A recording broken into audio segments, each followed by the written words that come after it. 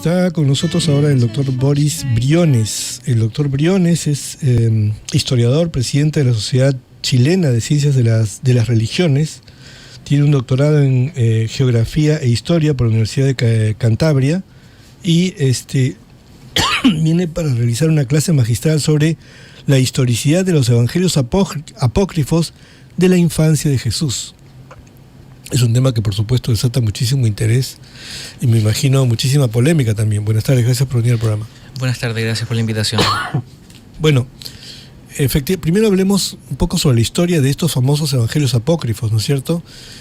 Hay un momento en la historia en la que la Iglesia Católica produce una especie de corte. Dice, a partir de hasta acá todo lo que se conoce es verdadero y a partir de acá ya no lo es. Efectivamente, claro. Bueno, es ante todo un proceso bien largo durante lo que se denomina el cristianismo primitivo, que es desde la muerte de Jesús hasta el Concilio de Nicea en el 325, y durante este periodo comienza el proceso de elaboración de lo que nosotros conocemos como el Nuevo Testamento, que se produce a través de una recopilación de diversos antecedentes que terminan por ser las cartas paulinas por una parte y los evangelios que conocemos y que nos llegan hoy en día conformando la Biblia. Pero claro, no fue un proceso por una parte ni aleatorio ni al azar, y no fue de un día para otro, sino que se fue gestando durante el tiempo. ¿Cuánto tiempo duró más o menos ese proceso? Bueno, podemos hablar que desde la muerte de Jesús hasta Nicea, el 325.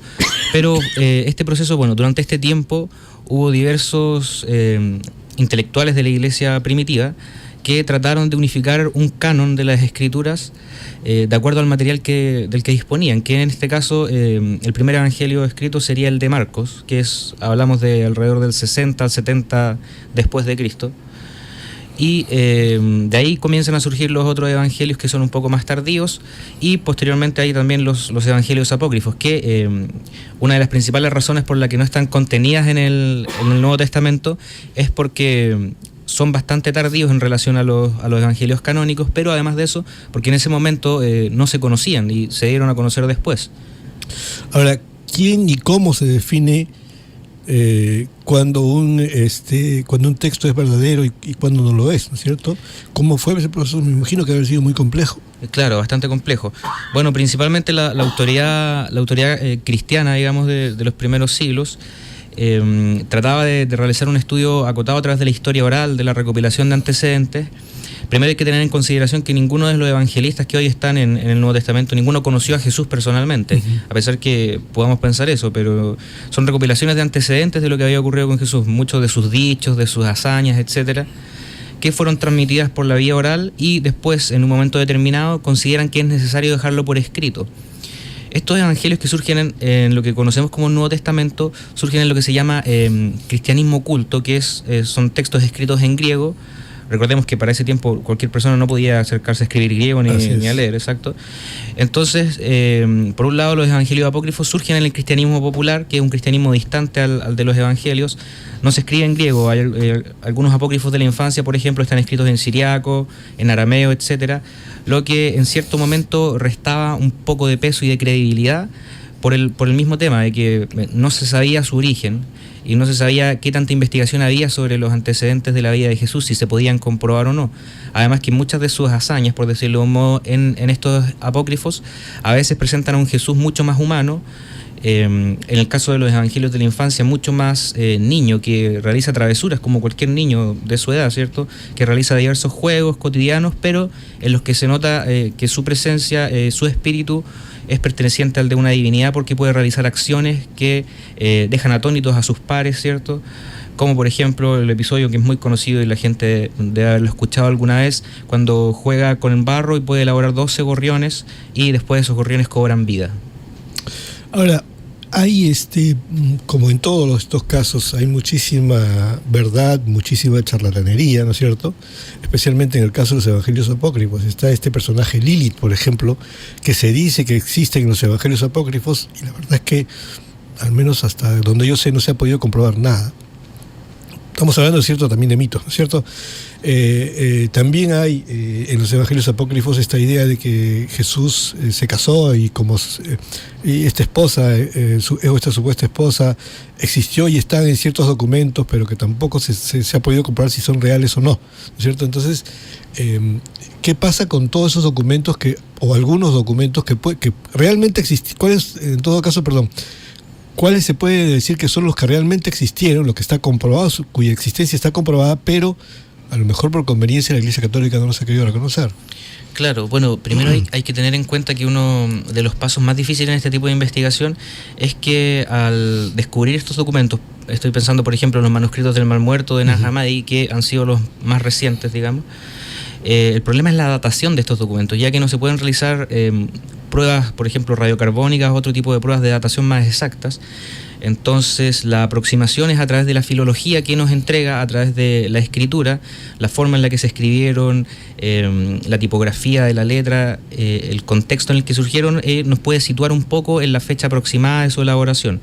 Es así como, por ejemplo, hoy podemos decir que el Evangelio de Marcos fue escrito en el 60 o el 70 después de Cristo, ya que igual eso es una hipótesis, o sea, hablamos siempre de fechas hipotéticas, nunca de fechas con una certeza total. Entonces, bueno, respecto a esto, sobre los Evangelios apócrifos, al aparecer tan tarde, al aparecer incluso algunos ahora en 1947, etcétera, claro, son documentos que todavía están en estudio, si bien hay muchas cosas que se han filtrado y que han surgido esta serie de textos, incluso muchas películas con el tema de Jesús, lo que tú mencionas sobre el matrimonio de Jesús o no, si realmente estaba casado o no con María Magdalena, todo lo que se da también, por ejemplo, en el Código Da Vinci, en el libro y la película, que si generan tuvo, una serie un hijo, ¿no? Además. Claro, entonces...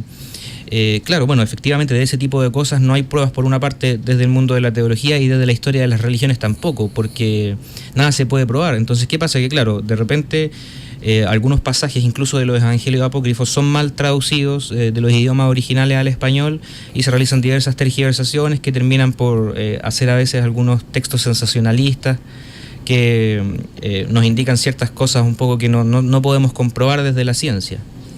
Ahora, la Iglesia Católica ¿ha hecho alguna vez un esfuerzo por estudiar estos evangelios apócrifos, digamos, un poco más allá de lo que dice sus estatutos, ¿no es cierto? Porque claro, según el estatuto de la Iglesia Católica eso es un tema cerrado, ya no hay nada más que hacer, ¿no? Exacto. Sí, por una parte, claro, podemos decir que sí la Iglesia ha sido bastante reservada en ese aspecto. No obstante, hay que reconocer por una parte la apertura que ha tenido desde Juan Pablo II al tema de los textos apócrifos y al tema de la investigación en general. Recordemos que, por ejemplo, con Juan Pablo II se logra abrir el Archivo Secreto Vaticano a los investigadores, a un público mucho más amplio de historiadores que ahora pueden acceder a mucha documentación que antes no se podía, que era solo parte del Vaticano. Pero en el caso de los apócrifos, por ejemplo, Aurelio de Santos Otero, teólogo, sacerdote de la Pontificia Universidad de Salamanca, fue uno de los primeros en realizar una traducción de los evangelios apócrifos al español, encargado oficialmente por la Universidad de Salamanca, con recursos de la Iglesia. Entonces sí ha habido esta primera apertura desde el mundo de la teología, no se puede negar, claro, no ha sido quizás tan difundida, pero sí ha estado presente, y hoy en día ya es mucho más aproximado de la ciencia. Por ejemplo, Antonio Piñero, que viene del mundo de la filología y ha realizado traducciones en la Universidad Complutense de Madrid, traducciones desde los idiomas originales al español, tratando de aproximarse lo más posible para que se pueda producir este fenómeno de la divulgación científica y que la gente pueda hoy en día ir a la librería y comprar una traducción de los evangelios apócrifos para que pueda informarse y acercarse un poco más también a este tema. Muy bien. Ahora, hablando ya concretamente sobre la historicidad de los evangelios apócrifos, de la infancia de Jesús, ¿no? Porque según lo que sabemos, también la tradición católica es que se sabe hasta los 12 años lo que pasó con Jesús, más o menos, pero después no se sabe nada hasta los 33, ¿no es cierto? Exacto. Hay un vacío muy grande y ese vacío, claro, no se responde en los evangelios canónicos. De hecho, ese es el principal interés que tuvieron los primeros cristianos en conocer más sobre la vida de Jesús, porque estos evangelios no llenaban esos espacios. O sea, había una falta. Podemos decir que desde la huida de Egipto no sabemos de Jesús hasta que aparece en la vida pública alrededor de los 30 años, que tampoco es una edad muy exacta. Entonces nos preguntamos qué ocurrió con Jesús durante todo ese tiempo, dónde estuvo, qué hizo, etcétera. Y en parte los evangelios apócrifos de la infancia vienen a llenar esos espacios vacíos, eso que los primeros cristianos encontraban que hacía falta, y ellos mismos comienzan a recopilar historias de Jesús a través de la tradición oral, de diversos relatos que conocían, investigaban, viajaban, recuperaban algunas cartas sobre dichos de Jesús o algunas de sus hazañas, y ahí terminaron conformándose estos evangelios apócrifos que también son de autores inciertos, siendo uno o dos de ellos los más importantes, el evangelio del pseudo Mateo y del pseudo Tomás, que son los textos situados alrededor del siglo II después de Cristo, y serían estos evangelios los que relatan qué ocurrió con Jesús en la huida de Egipto, su vida con su familia y el regreso nuevamente a Palestina. Jesús era carpintero, se supone, ¿no es cierto? Claro, se supone, como su padre. Claro, por dos cosas. Primero porque, su padre era carpintero, y segundo, es muy probable que haya seguido los pasos de su padre, ya que esa era la tradición del periodo en el que estamos hablando. Incluso, de hecho, aquí en la portada del libro es una de esas imágenes donde Jesús aparece trabajando con su padre en labores de carpintería. De hecho, en los evangelios apócrifos de la infancia, algunos pasajes relatan esto, cómo Jesús le ayudaba a su padre José en las labores de carpintería, incluso le ayudaba a solucionar problemas cuando a veces no podía hacer algunos cortes, y Jesús, con sus poderes sobrenaturales, lo ayudaba a poder cumplir con sus trabajos. Muy bien, entonces usted va a tener una clase magistral, tengo entendido, en la Universidad Antonio Ruiz de Montoya, ¿no es cierto? ¿Y cuándo va a ser esto? Hoy a las 6 p.m, sí. Muy bien. Bueno, y eso es además un nuevo respaldo, digamos, que le interesa a los jesuitas, en todo caso de la Iglesia Católica, el tema, que se discute este tema de los evangelios apócrifos, ¿no es cierto? Exactamente, eso, claro, demuestra un poco la apertura que está teniendo cada vez más la Iglesia a conocer desde el punto de vista de la ciencia qué podemos saber más sobre la figura de Jesús, sin un poco decir con esto, desmerecer el cristianismo, decir que Jesús no era Cristo, sino que son otras evidencias, y con eso generamos el diálogo entre la teología y la historia de las religiones. Muy bien, hoy día es a partir de qué horas, perdón? De las 6 de la tarde. A las 6 de la tarde, desde las 6 hasta las 9, y seguramente que va a quedar corto el tiempo, porque me imagino que habrá espacio para preguntas también, naturalmente. Claro. Repito, va a ser en el aula B202, en la Universidad Antonio Ruiz de Montoya, en Paso a los Andes, 970 por el libre. Es con ingreso libre, así que me imagino que va a estar recontra lleno. Eso vayan temprano, porque si comienza a las 6, pues habrá que ir por lo menos a partir de las 5. Y bueno, le agradezco muchísimo por haber venido al programa. Muchas gracias a ustedes por la invitación. Ojalá que tengamos otra oportunidad para conversar sobre ese tema tan apasionante. Muchas gracias. Gracias.